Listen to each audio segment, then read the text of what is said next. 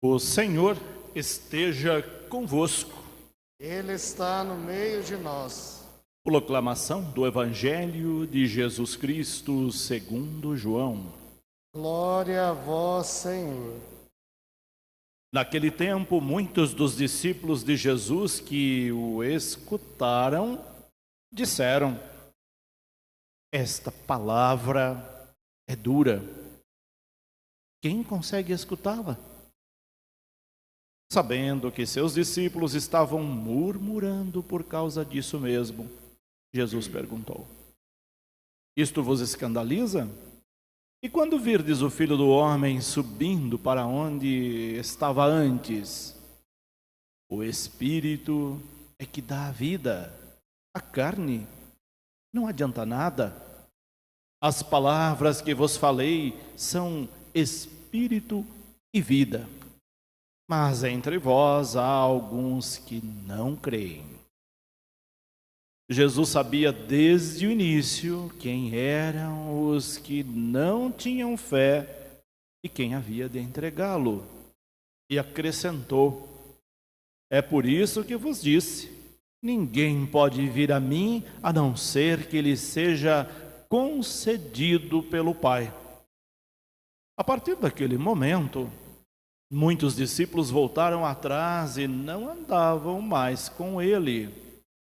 Então Jesus disse aos 12: vós também quereis ir embora? Simão Pedro respondeu: a quem iremos, Senhor? Só tu tens palavras de vida eterna.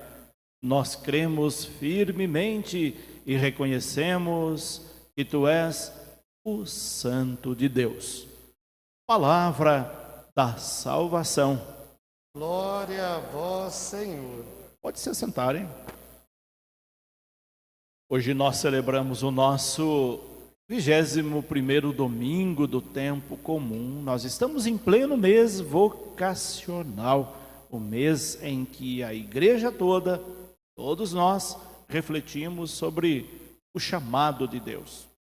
E você, já refletiu sobre o chamado de Deus na sua vida? Todos esses domingos, a igreja vem possibilitando que nós pensemos, rezemos, reflitamos sobre o chamado. Lá no primeiro domingo de agosto, nós refletimos e rezamos sobre vocações ordenadas. No segundo domingo, nós refletimos sobre a vocação de constituir família. No terceiro domingo, a vocação consagrada na igreja, religiosos e religiosas. E hoje nós rezamos, refletimos sobre a vocação leiga na igreja. O que isso significa? Significa que tem gente, muita gente, mas ainda não suficientemente, porque a messe continua grande, os operários continuam pouco. Mas há pessoas que se dedicam à igreja com muito amor.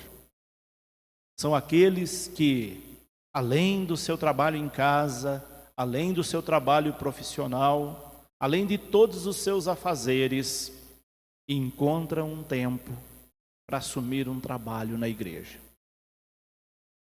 E se não fosse essas pessoas, das quais muitas estão aqui hoje, nossa igreja não seria o que é.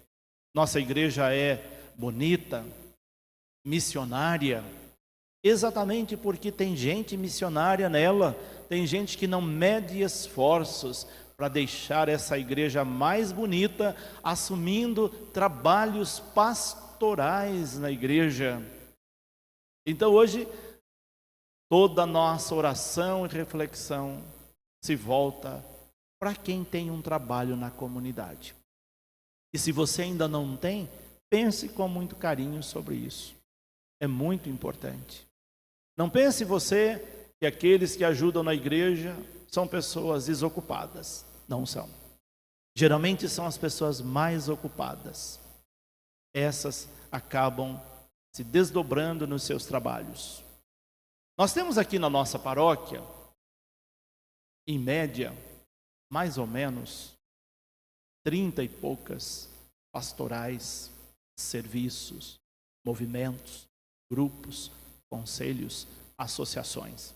Se nós juntarmos tudo isso que a gente chama de organismos de nossa paróquia, nós vamos ver que à frente de cada um deles tem um líder, tem um agente de pastoral, tem uma pessoa que conduz esse trabalho. Uma vez por mês nós nos encontramos. É a reunião do nosso conselho paroquial e pastoral. E nessa reunião é chamado a estar presente, é convocado cada um desses coordenadores que representam toda uma equipe que não pode vir à reunião, mas que ajudam naquela pastoral, naquele movimento, naquele conselho, naquele grupo. E essas pessoas se abastecem na oração e na formação. Essas lideranças é que fazem essa igreja viva. E assim todas as paróquias do Brasil e do mundo. A igreja no Brasil tem trabalhos belíssimos, que não é mostrado, que não é visto. E é como a semente de mostarda, é pequenininha, é invisível. É como o fermento na massa, que não vê, mas faz essa massa crescer. Vocês não vão ver isso na televisão. Vocês não vão ver isso nas manchetes de jornais. Só vão ver coisa feia. Mas a beleza da igreja não é mostrada. E a maior parte da nossa igreja é composta dessa beleza invisível que faz com que o reino de Deus se torne mais presente aqui.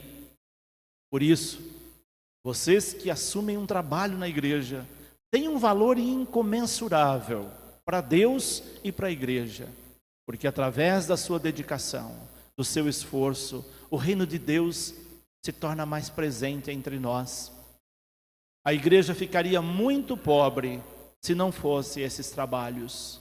A igreja ficaria muito pobre se não fosse vocês dedicando com tanto esmero a esses trabalhos.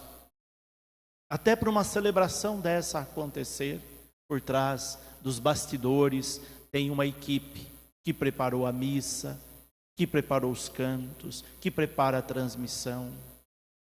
E fora os outros inúmeros trabalhos que nós temos. Esse é só o que acontece aqui durante a missa. Mas imagine o que acontece que a gente não vê, que a maioria de vocês não vê, mas que faz essa igreja ser tão bonita. E é disso que falam as leituras de hoje. Fala dessa liderança. Liderança que é testemunho. Liderança que é exemplo.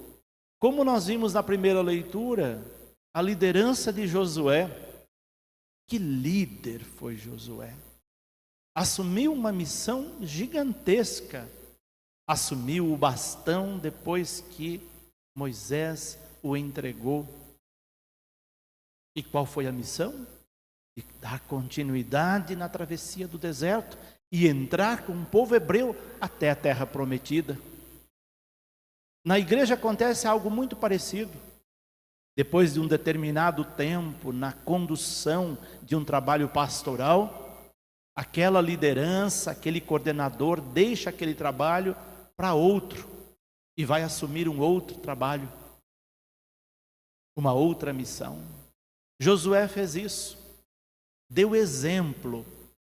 E não pensem vocês que é fácil. Quem assume um trabalho na igreja enfrenta muitos desafios. Porque a igreja é feita de pessoas santas e pecadoras. Pessoas pecadoras que estão buscando a santidade.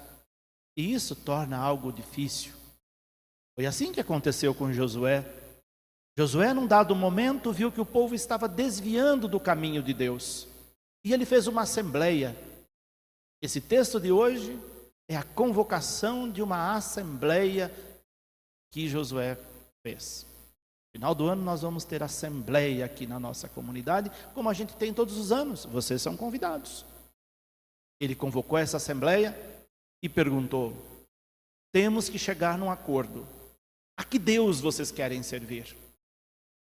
E ele diz: eu e minha família vamos continuar firmes, fiéis a esse Deus que nos libertou da escravidão do Egito. E vocês? Querem buscar outros deuses? Querem deuses que prometem facilidade? Deuses que prometem as coisas que vocês podem ganhar assim, de braços cruzados? Só que isso não é possível, porque Deus quer a nossa participação.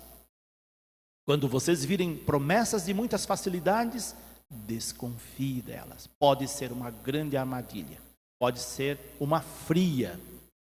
Então, Moisés alerta: nós vamos continuar, eu e minha família, servindo a esse Deus que nos conduziu até aqui, com mão de ferro, com força, nos fortalecendo na missão.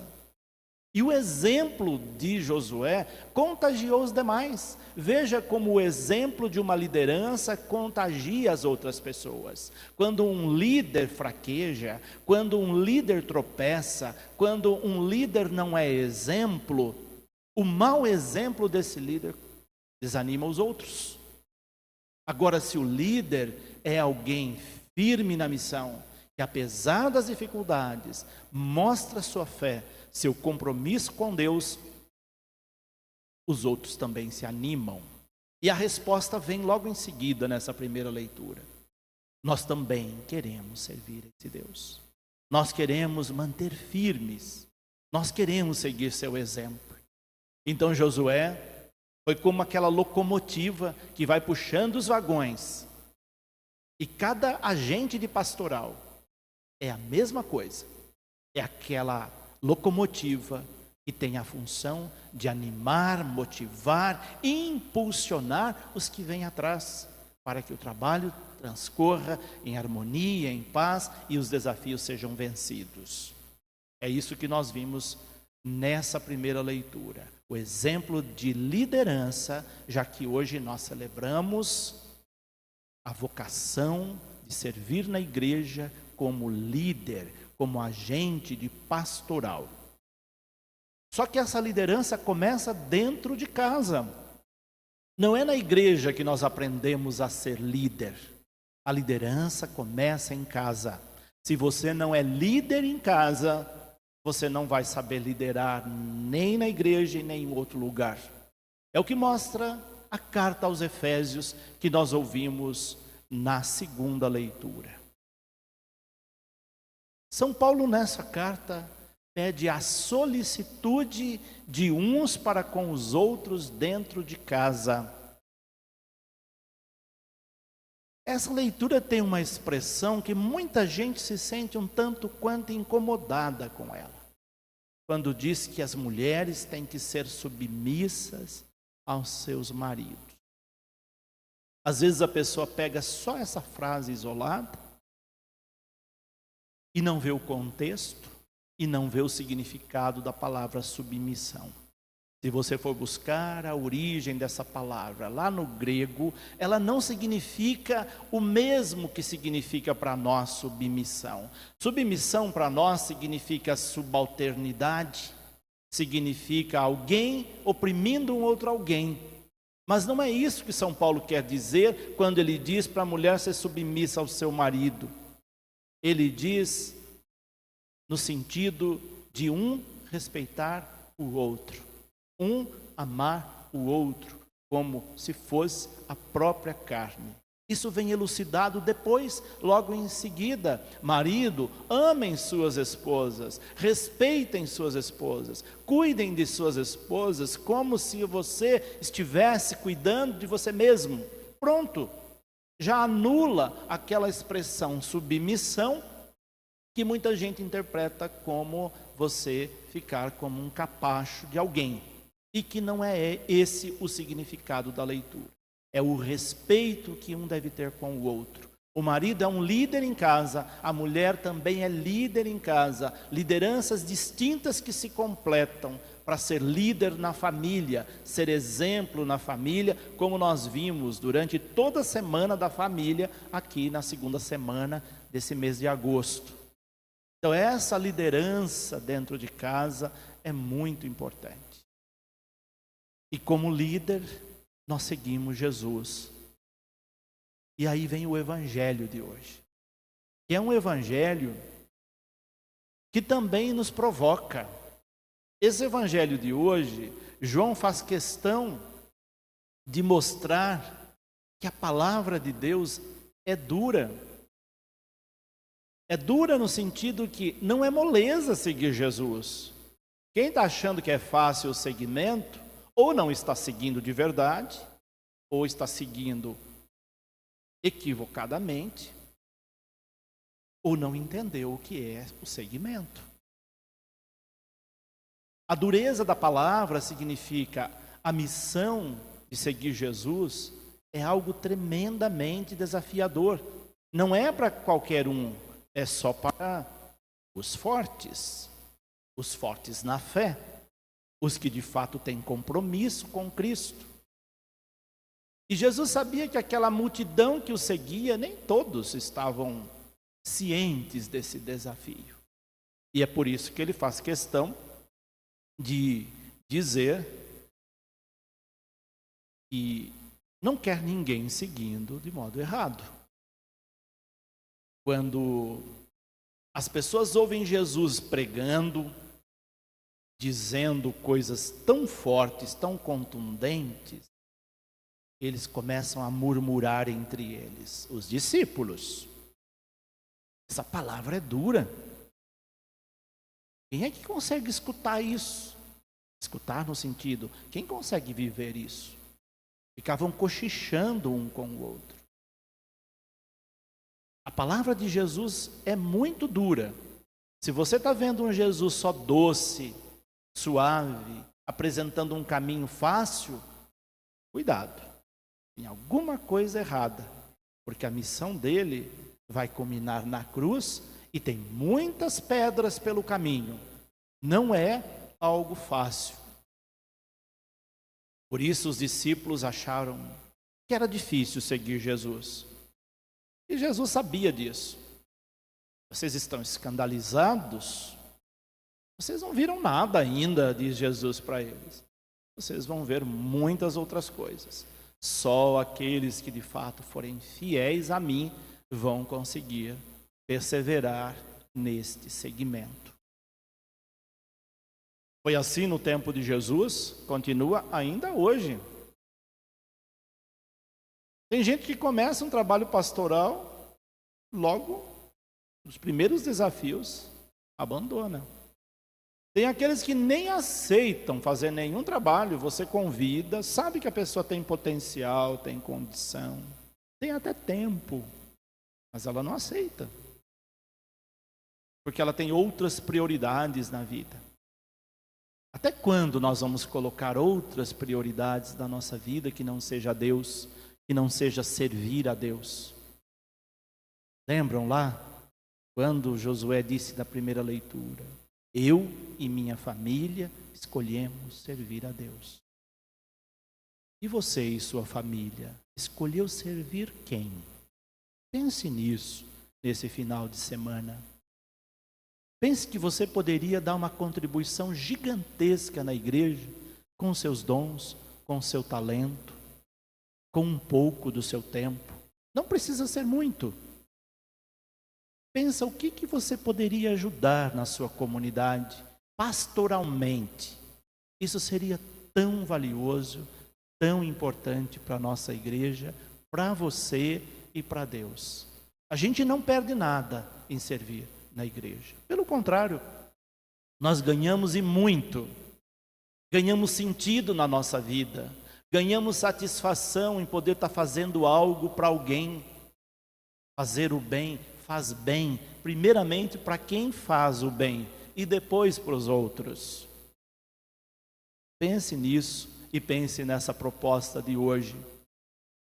Porque a nossa vida é tão curta nesse mundo, às vezes nós ficamos presos a ela e Jesus vai dizer, o Espírito é que dá vida, a carne não é nada.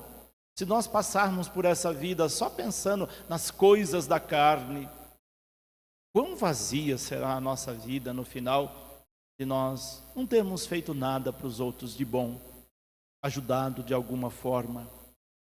Então, por isso, Jesus faz esses alertas no Evangelho de hoje, lembrando que muitos estavam seguindo, mas que não eram pessoas fiéis a ele. Um dos exemplos é o próprio Judas. Ele sabia, estava na sua companhia, mas queria traí-lo. Ele sabe quando a gente está traindo ele. Não adianta a gente enganar. Nós podemos enganar os nossos irmãos, podemos representar papéis, podemos se apresentar como alguém dono da verdade, da moral e dos bons costumes, mas Deus conhece o nosso íntimo, o nosso coração. Ele sabe quem é bom, Ele sabe quem é fiel a Ele. Nós não precisamos dizer isso para ninguém. Podem ficar tranquilos. Ele diz isso aqui com todas as letras, quando ele recorda que havia alguns entre os seus que não estavam ali para servi-lo plenamente. Assim, com esses alertas contundentes, nós vamos fechando a reflexão de hoje, pensando: como eu posso servir na minha igreja? Como eu posso servir a Deus? O que Deus espera de mim? Tenho feito algo? O que eu tenho feito é suficiente? Eu estou satisfeito com aquilo que eu tenho feito para Deus e para os meus irmãos? Será que Deus está satisfeito comigo, com aquilo que eu estou fazendo, como eu estou fazendo? É muito valioso pensarmos nisso, nesse dia em que a igreja celebra a vocação leiga, a vocação de servir na igreja como pessoa leiga, agente de pastoral.